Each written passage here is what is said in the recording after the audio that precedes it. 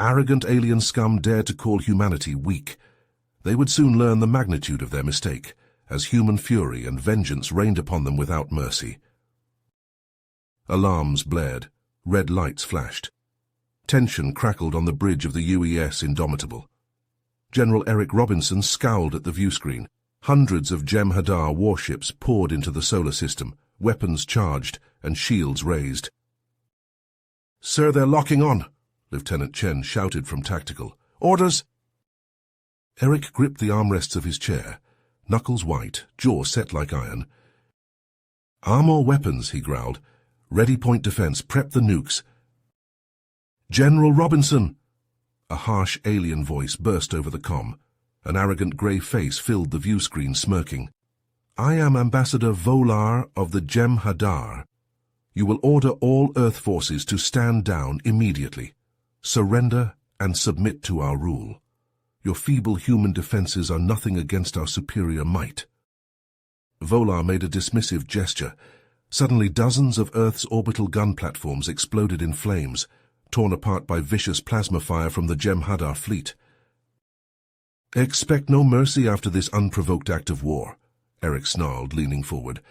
"I will personally destroy every last one of you for what you've—" "General," a bridge officer called out, voice shaking. "Sir, Jem'Hadar troops are landing in New York, London, Tokyo. Your son, Lieutenant David Robinson, his unit." The officer trailed off. Eric felt his heart seize in his chest. His son, his only child, killed in the blink of an eye by these alien butchers. White, hot rage boiled up inside him. "I will cut your wretched heart out myself," Eric hissed at Volar. "I will reduce your pathetic species to ashes. This is the last mistake you scum will ever make." "You, a lowly human," Volar laughed derisively. "You are insects beneath our boot. You are nothing. You are weak. Prepare to die, human." Eric cut the transmission. The Jem'Hadar wanted war. They would soon learn the terrible fury of humanity, unleashed. "All ships, this is General Robinson," Eric roared. "Engage the enemy, destroy every last one of them, show them our strength." He would avenge his son. He would avenge humanity. This was only the beginning. The Jem'Hadar would pay for their arrogance in blood. The UES Indomitable surged forward, its railguns pumping out slug after slug at the encroaching Jem'Hadar fleet. The human ships were fewer in number and technologically outmatched, but Eric had a few tricks up his sleeve. He ordered the human vessels to close the distance, weaving between the lumbering alien warships. The Jem'Hadar struggled to get a lock on the nimble human craft that now buzzed around them like angry hornets. "Launch Reaper Squadron," Eric commanded. A dozen one-man fighters shot out from the Indomitable's hangar bay, rocketing towards the Jem'Hadar flagship. The tiny ships slipped past the flagship's point defenses and flew straight into its hangar. Moments later, explosions blossomed inside the alien vessel as the Reaper pilots wreaked havoc. On the streets of New York, Sergeant Miguel Garza and his men fought toe-to-toe with Jem'Hadar shock troops. The aliens towered over the humans, clad in thick battle armor and wielding pulse rifles that could tear a man in half. But Garza's soldiers gave as good as they got, taking advantage of the urban terrain to outmaneuver their foes. "This way!" Garza shouted, waving his squad into a narrow alley. As the Jem'Hadar poured in after them, the humans detonated hidden charges, bringing the buildings down on the aliens' heads. Jem'Hadar fighters screamed overhead, raining plasma bolts onto the battered city. Skyscrapers crumbled and fires raged, but the humans fought on undaunted. Missile teams positioned in the ruins launched a volley, filling the sky with contrails. Alien craft fell from the air trailing smoke and flames. From his flagship, Ambassador Volar watched the battle unfold with growing unease. These primitives were not the pushovers he had been led to believe. They fought with a ferocity and tenacity that belied their inferior technology. Perhaps a change in strategy was called for.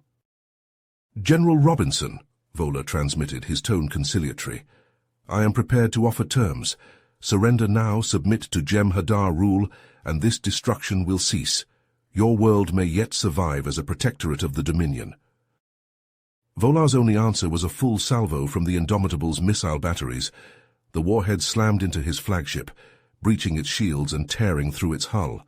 Alarms screamed as the vessel listed heavily, venting atmosphere. "Recall all fighters. I'm taking command from the secondary ship," Volar snarled as he stormed off the bridge. The human upstarts would pay dearly for this insult. "Communications, get me sector command. We need reinforcements immediately. I want another invasion fleet here within the hour. These humans will learn the consequences of defying the Jem'Hadar." As the Jem'Hadar reinforcements poured into the solar system, the tide of battle began to shift against humanity. The alien ships unleashed devastating barrages, tearing through Earth's defenses. Eric gripped the armrests of his chair, knuckles white, as he watched more and more of his ships wink out on the tactical display. "General Robinson," a comms officer called out. "Urgent message from Mars Base Alpha. The Jem'Hadar have taken the research station. They're holding the scientists hostage." Eric slammed his fist on the console. Those scientists were working on classified military projects. If the Jem'Hadar gained access to that research, it could mean the end of humanity's resistance. "Get me Captain Hernandez," Eric ordered. Moments later, the battle-hardened face of Jake Hernandez appeared on the view screen. "Captain, I need your commandos. The Jem'Hadar have captured Mars Base Alpha. You must infiltrate the facility and rescue our people. We cannot let the enemy access our secrets." Jake nodded grimly. "We'll get it done, sir." The commando team moved like ghosts through the bowels of the Jem'Hadar transport ship. They had managed to sneak aboard in the chaos of the space battle, hitching a ride to the Mars research base. As the transport docked at the facility, the humans readied their weapons. The ship's airlock hissed open. Jem'Hadar soldiers stomped down the ramp, pulse rifles at the ready. Jake held up a fist, signaling his team to hold position. As the last alien stepped off the transport, the humans struck. Plasma fire lit up the hangar as the commandos engaged the Jem'Hadar in a vicious firefight. Jake rolled behind a cargo container, popping up to put a burst of fire into an alien's chest. The Jem'Hadar fell, purple blood splattering the deck. "Push forward," Jake roared, leading the charge. The commandos fought their way through the base, cutting down Jem'Hadar guards. They breached the doors to the research labs, and the scientists inside cheered as the humans rushed in. "Dr. Patel?" Jake called out. A thin, bespectacled man stepped forward. "I am Dr. Patel." "Captain Hernandez, sir," Jake said. "We're here to get you out." Dr. Patel shook his head. "Captain, you don't understand. We've been working on a new weapon, a bomb that can create artificial black holes. If the Jem'Hadar find out about it—" Jake's eyes widened. A black hole bomb? The devastation such a device could cause was unimaginable. "They won't, Doctor. I need you to arm the prototype and set it to blow. We're going to deny the enemy this base and everything in it." Dr. Patel hesitated for only a moment before nodding. As the scientist worked to prep the bomb, Jake and his team hustled the other researchers out of the labs and back to the hangar. They piled into a captured Jem'Hadar shuttle, Dr. Patel rushing in last. "Bomb set," he shouted. "Go, go, go!" The shuttle blasted off, rocketing away from the base. Behind them a new sun blossomed as the black hole bomb detonated. The research facility, along with the Jem'Hadar ships in low orbit, vanished into the swirling vortex of the artificial singularity. On his flagship bridge, Volar howled in rage as he watched the Mars base disappear from his scopes. He rounded on his intelligence officer, eyes burning with fury. "I've said the human research stations would be easy targets," Volar roared. "Yet they outmaneuver us at every turn." The intelligence officer quailed under Volar's wrathful gaze. "My lord, all our information indicated that the humans were inferior. Their technology, their tactics, everything we knew suggested—" Volar drew his sidearm and shot the babbling officer in the head. As the corpse slumped to the deck, Volar turned to his tactical display. The humans had won this battle, but the war was far from over. "Target all weapons on the human cities," Volar snarled to his weapons officer. "I want them burned from the face of their world. We will crush them once and for all. The Jem'Hadar fleet reoriented, angling their ships towards Earth. Lances of plasma rained down on the planet's surface as the bombardment began. The night side of Earth lit up with the flames of 100 burning cities. Plasma fire rained down upon Earth's cities, reducing towering skyscrapers to molten slag, vaporizing homes and lives in an instant. Millions perished under the onslaught, defenseless against the Jem'Hadar's brutal bombardment. Eric watched the destruction unfold on the view screens, his heart heavy with the weight of the impossible decision before him. Earth's defenses crumbled, its brave soldiers and mighty warships falling one by one to the relentless alien assault. If the Jem'Hadar were not stopped, and soon human civilization would be reduced to ashes. In this darkest hour, Eric made his choice. "Activate Lunar Ion Cannon Network," he ordered, his voice steady despite the turmoil within. "Full power to all batteries. Target the heart of the enemy fleet." On the moon's hidden bases, immense hatches rumbled open, revealing the muzzles of gargantuan ion cannons that had been secretly constructed as humanity's last line of defense. The weapons throbbed with power, capacitors charging to maximum. With a blinding flash, the cannons fired, hurling beams of supercharged particles across the void of space. The ion streams sliced through the Jem'Hadar warships' shields, bypassing their defenses as if they didn't exist. Hulls buckled and ruptured under the onslaught, spilling debris and bodies into the vacuum. Dozens of alien vessels exploded in quick succession, torn apart by the destructive energies unleashed upon them. The Jem'Hadar fleet reeled, caught off guard by the sudden devastation. Seeing his chance, Eric acted swiftly. "All ships charge the enemy command vessels," he roared. "Ram them if you have to. We must break their leadership." The remnants of Earth's once mighty space fleet surged forward, racing towards the massive Jem'Hadar battleships at the heart of the alien armada. The UES Indomitable led the charge, its prow aimed squarely at the largest enemy vessel. "Collision alert!"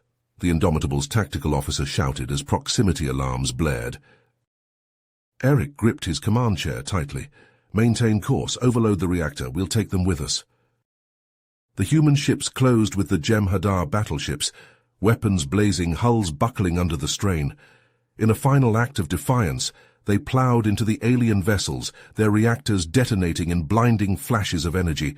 The kamikaze attacks tore the enemy ships asunder, blasting them apart from within. On Earth's surface, resistance fighters staged a daring raid on a Jem'Hadar ground base.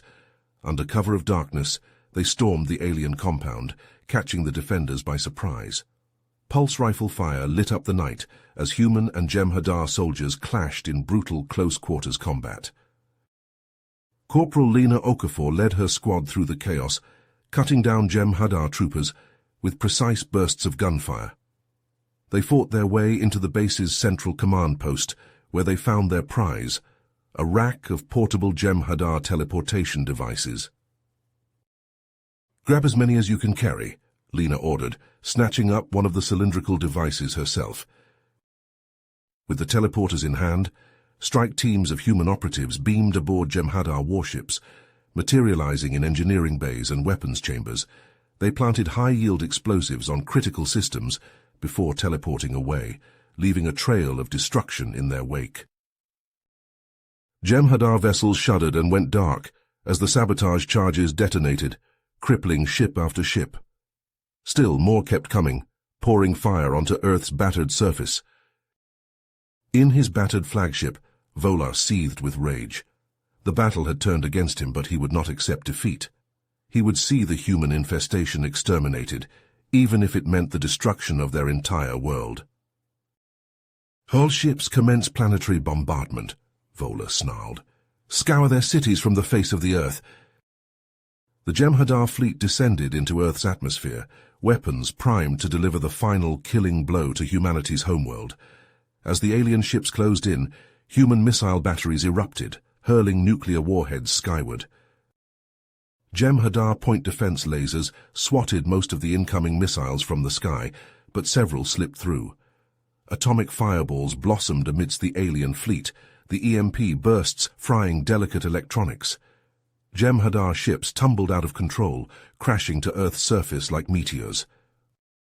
One nuclear blast detonated perilously close to Vola's flagship.